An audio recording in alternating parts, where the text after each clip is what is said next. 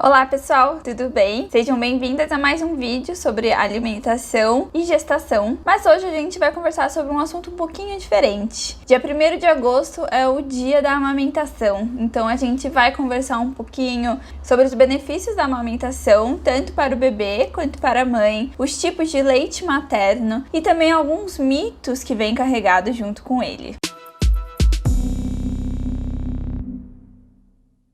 Para quem não me conhece, muito prazer, meu nome é Patrícia, sou nutricionista, faço pós-graduação em nutrição funcional, tá? Então antes da gente começar o vídeo, já compartilha com a pessoa que tá nessa fase da vida, também já assina o canal e ativa o sininho para você sempre saber quando a gente vai postar o próximo conteúdo. A primeira coisa que a gente precisa entender aqui são os estágios da lactação. A lactação é o processo fisiológico, então o que acontece no nosso corpo durante a amamentação. Então, o primeiro estágio é a lactogênese, ou seja, é a produção da lactose. A lactose é um tipo de açúcar encontrado no leite. Ela começa no último trimestre da gestação e vai até de 3 a 4 dias após o parto. E nesse período, além da produção da lactose, também tem uma produção de proteínas e imunoglobulinas. As imunoglobulinas, elas são nada mais nada menos que anticorpos,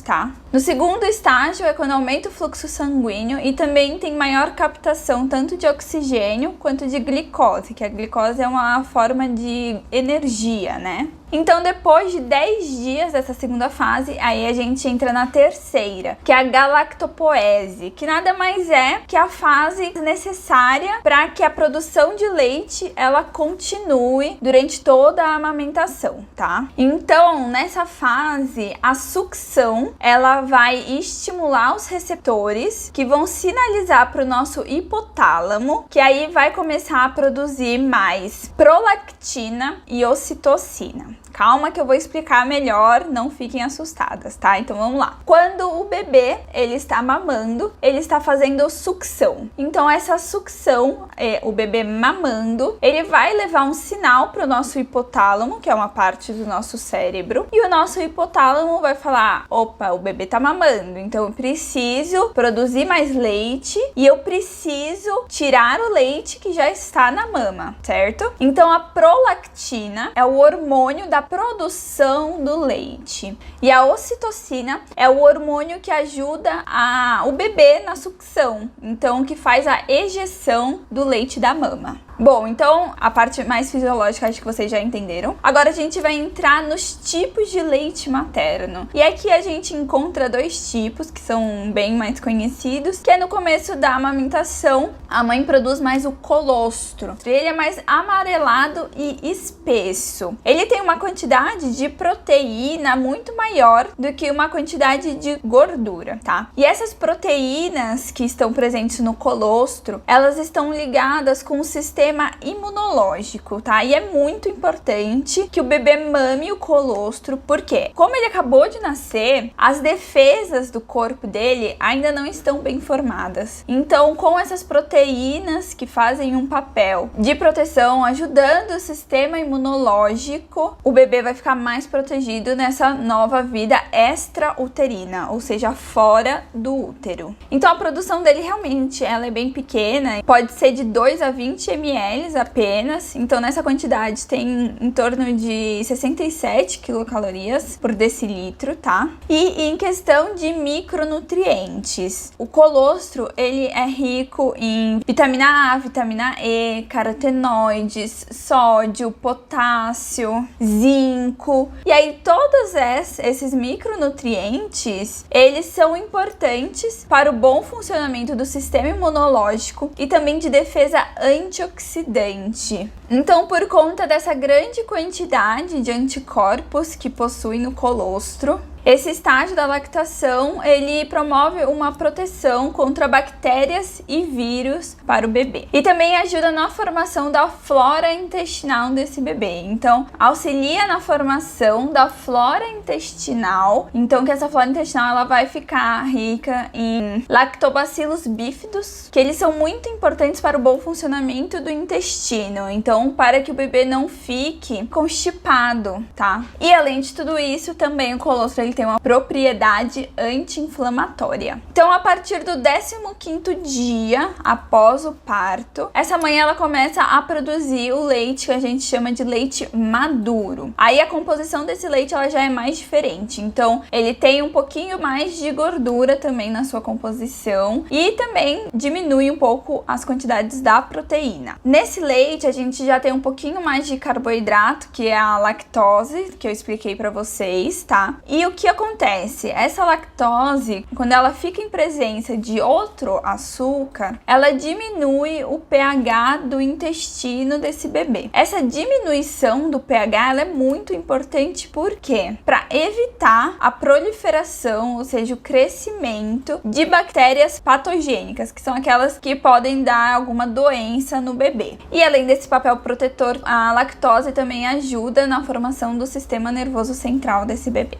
O que é bem interessante a gente comentar é que a quantidade de gordura do leite, ela não é influenciada pelo que essa gestante, essa mãe come e nem pela quantidade de gordura que ela come, tá? A quantidade não é influenciada. Agora, a qualidade desse leite, ela vai sim ser influenciada. O que isso significa?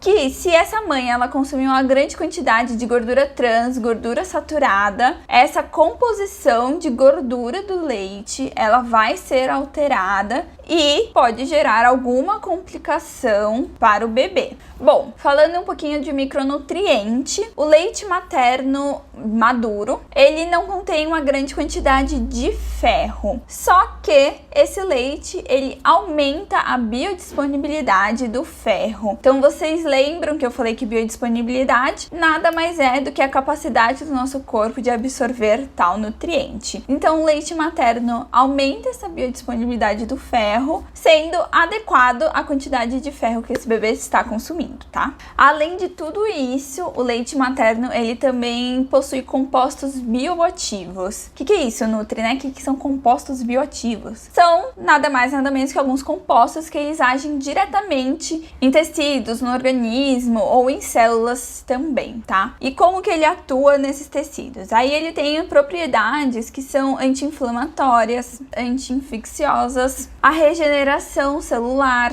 a proteção e a ativação do epitélio intestinal. E aí esse epitélio é muito importante para proteção do nosso intestino mesmo. Então esse epitélio ele controla também a entrada e a saída de algumas coisas do nosso corpo que seriam interessantes ou não para o nosso intestino. Além dessa variação que a gente tem do colostro, do leite maduro, durante uma mamada, esse leite ele também sofre uma variação, tá? Então quando o bebê ele começa a mamar, o primeiro leite que sai, ele é um pouquinho mais aguado. Isso porque ele contém menos gordura, consequentemente menos calorias também. Já depois que o bebê ainda tá mamando, as próximas sucções vão vir com um leite mais espesso, que tem mais gordura e mais caloria. Por isso que é muito importante que a cada mamada esse bebê esvazie uma mama, tá? Então na nossa sociedade ainda existem muitas crenças que levam a mãe a fazer um desmame precoce. Então pode ser porque falam que o leite é fraco, que o leite secou, que não tem muito leite. E uma coisa que eu quero que vocês entendam é que o seu leite materno, ele é sim suficiente para o seu bebê.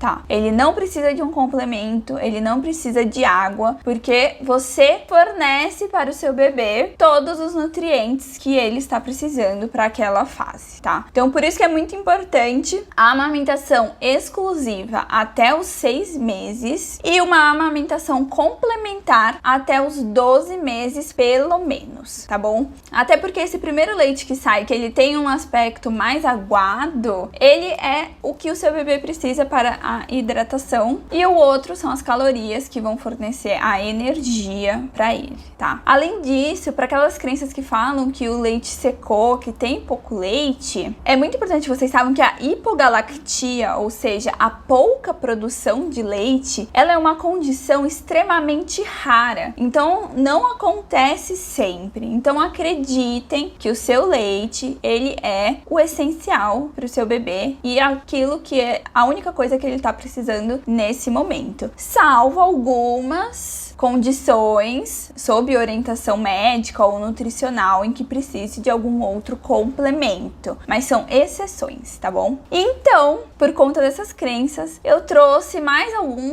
muitos benefícios do leite, tanto para a mãe quanto para o bebê. Vamos falar agora um pouquinho para o bebê, tá? Então, a amamentação, ela diminui infecções respiratórias no bebê, diarreia, otite, que é a inflamação no ouvido, a infecção do trato urinário, diabetes, sobrepeso, asma, hipercolesterolemia, que é o excesso de colesterol. E a gente sabe que também estudos já mostraram que o aleitamento materno exclusivo até 6 meses e a amamentação complementar até 12 meses, ela diminui em até 13% o risco de morte em crianças menores que 5 meses. Além disso, também, a cada um mês, para cada mês de amamentação adicional, você consegue diminuir em 30% as internações hospitalares de crianças menores que 1 ano. Então, quanto mais você amamentar, menor o risco de levar a algum problema que precise de internação. Além disso, também previne a constipação intestinal no bebê e também estimula o desenvolvimento dos órgãos fonoarticulares, tá? Então, que é língua, lábios, mandíbula, e isso é muito importante para o processo tanto da mastigação quanto o processo da fala também. Agora, pensando nos benefícios para a mãe, aumenta o vínculo mãe e filho, diminui o risco de câncer de mama, diminui também o risco de alguns cânceres de ovário, diminui o risco de fratura óssea, também aumenta o gasto energético da mãe, então ela vai acabar perdendo um pouco de peso, e diminui também o risco da depressão do pós-parto. Então é muito importante a amamentação. E aqui eu trouxe 4 dicas para vocês seguirem nesse período da amamentação. A primeira é a hidratação. É muito importante se manter hidratada. Então consumir pelo menos 2 litros de água por dia. A segunda, evite o consumo de bebidas alcoólicas. Por quê? A bebida alcoólica, ela altera o odor do leite. E isso vai fazer com que a criança recuse, não aceite ou diminui a aceitação desse leite materno. Cuidado também com o consumo de cafeína, então mantenha apenas 300 ml, que dá em torno de 3 xícaras por dia de café, porque a cafeína também pode passar para o leite. E quarta, consuma pelo menos 3 vezes na semana peixes, por conta do ômega 3 e seu papel muito importante. Então é isso o vídeo de hoje, gente. Espero que vocês tenham gostado. Não esquece de curtir o vídeo, compartilhar, assina o canal e ativa o sininho também para você receber a notificação do nosso próximo vídeo. E o próximo vídeo, que é um assunto muito interessante. A gente vai conversar sobre 4 probleminhas que podem surgir durante a gestação. Então é isso, um beijo e tchau, tchau!